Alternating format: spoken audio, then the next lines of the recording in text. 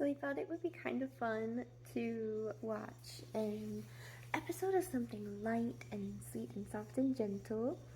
And so I wanted to share with you guys my reaction after watching an episode of Word World.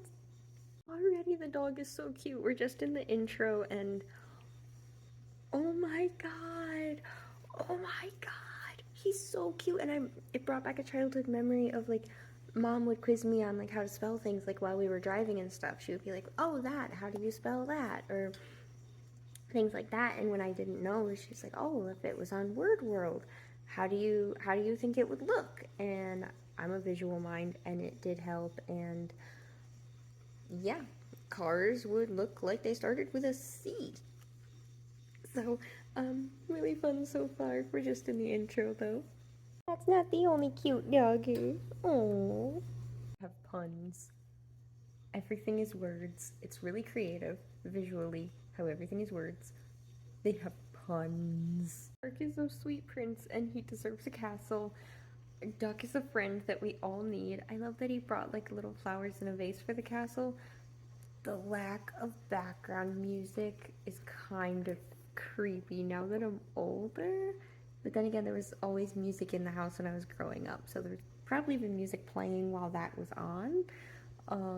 So that part's kind of creepy, but I love how when like they dropped the pail because it was round and you couldn't really read it, it like splits into the word pail. Yeah, I'm showing this show to my kids with music on in the background, but I'm showing this to them. And they built a bigger castle. We decided my lap is a good place to watch Word World from. And they're guarding the castle. Also a little bit of like cause and effect in this episode. Like because of where they built the castle, it affected how long that it stayed. And to follow the puns of the episode, they had to wave goodbye to it. I like the crab too. I like the crab even more. He's singing. There's now music in the episode and it feels so much less creepy.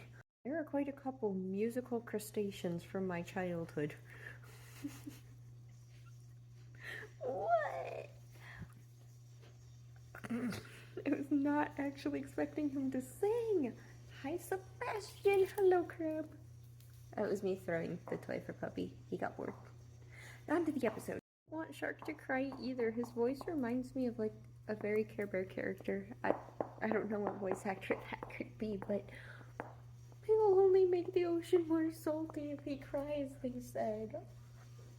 I don't know how they're gonna fix this. Like, maybe build the sandcastle words out of like stone? He could have like an actual castle by the sea?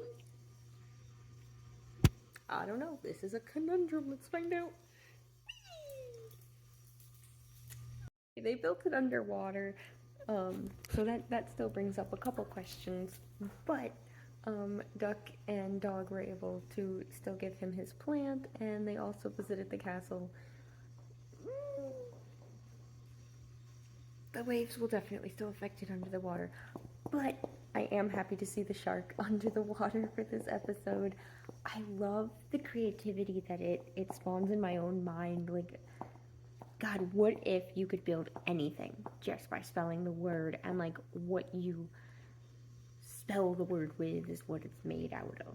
Like that's so cool. That is so amazing. I remember loving the pig and ant episodes, I think, as a kid, because it was like cooking, and I was obsessed with Rachel Ray when my mom got done watching Regis and Kelly in the morning. And oh yeah, I liked the pig ones, but I felt really drawn to this one, and it was cute. I don't know if I remember the shark character. I definitely remember Duck. I love the sound of his voice. I love how helpful he is. I love Loyal Dog. He's just so sweet. Oh my god. This is a fun, creative, very slow paced. My brain definitely has lost attention span since I was a child, which is interesting. But I think it was actually a good show. It made me slow down. It made me take 12 minutes to slow down, to enjoy creativity, to enjoy spontaneity, and some really cute characters with, I think, really great voice actors. It kind of sounds like they, at least in the episode that I watched, they had a lot of fun. recording their lines, and yes, there was a song. So, I don't know.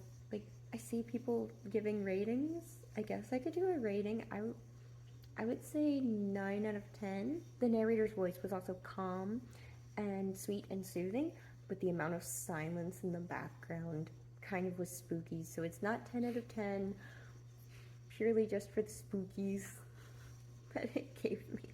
But it did have a song, so 9 out of 10. Thank you for joining me about a fun, happy episode.